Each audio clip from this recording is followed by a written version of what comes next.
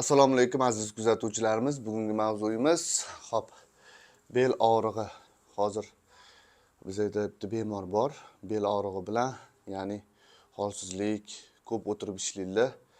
Bizga shu murojaat qildilar. Hozir iloji boricha ruxsat so'radim. Videoga olsak bo'ladimi deb, ular rozi bo'ldilar. O'shani sizlarga qisqacha manualniy terapiya qilib ko'rsatishga harakat qilaman. Hop, manualniy terapiya birinchi navbatda fizlichenalar, o'sha umurtqani bo'shatib olgandan keyin oxirida manualniy terapiya qilamiz. To'g'ri, ko'pincha u videolarni qo'ymayman. Asosiysi manualniy terapiyani qo'yaman, chunki hamma muolajamiz manualniy terapiyaga qaratilgan.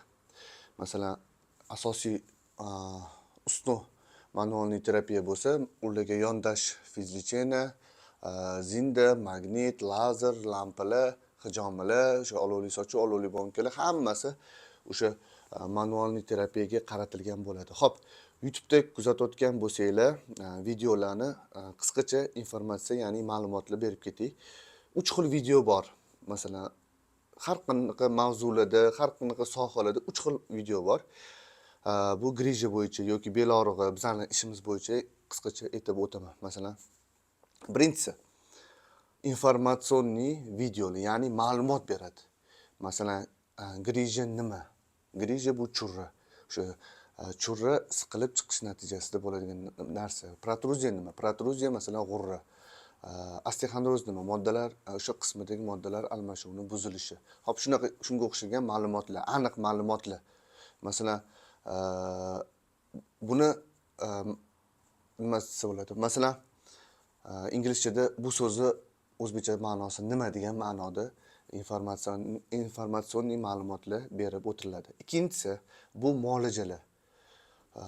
Muolajalar, ya'ni qanaqa deb tushuntirsam ekan? Masalan, hamma mutaxassisda o'zini usullari bor, qanaqa metodda ishlaydigan, o'shalarni o'zida rezultat ko'rgan muolajalarni ko'rsatib o'tadi. Bu ikkinchisi muolajalar.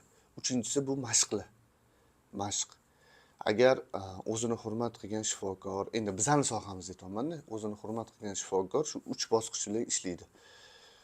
Mashqlar. Nega buni aytib o'tyapman? Xo'p, birinchisi, YouTube'ga kirganingizdan keyin kasallik haqida ma'lumotlar bilishingiz shart.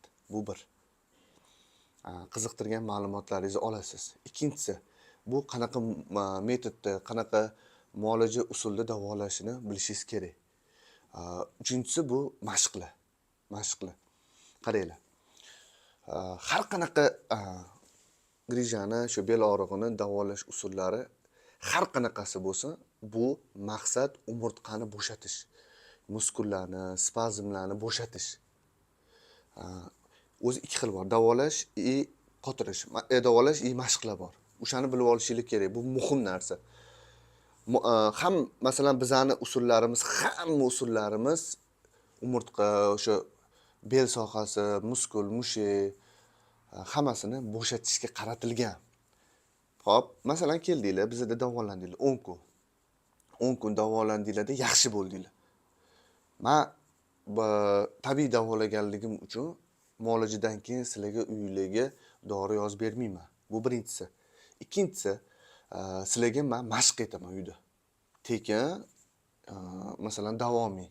Masalan, 6 oydan keyin orib qolgan bo'lsa ham belinglar bemalol mashqlarni qilib, yana yaxshi bo'lib yuraverasizlar.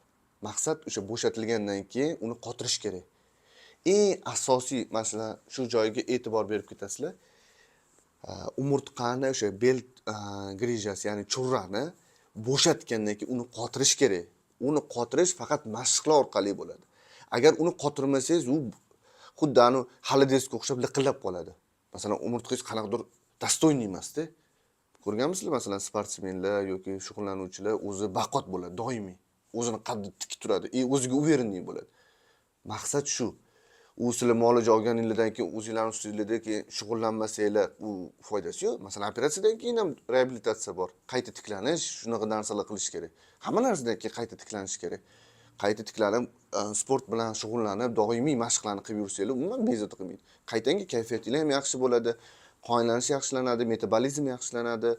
o'zinglarni yaxshi tutasizlar, sog'lom bo'lsanglar kayfiyatingiz yaxshi bo'ladi, asab bo'lmaydi, davleniya ko'tarilmaydi.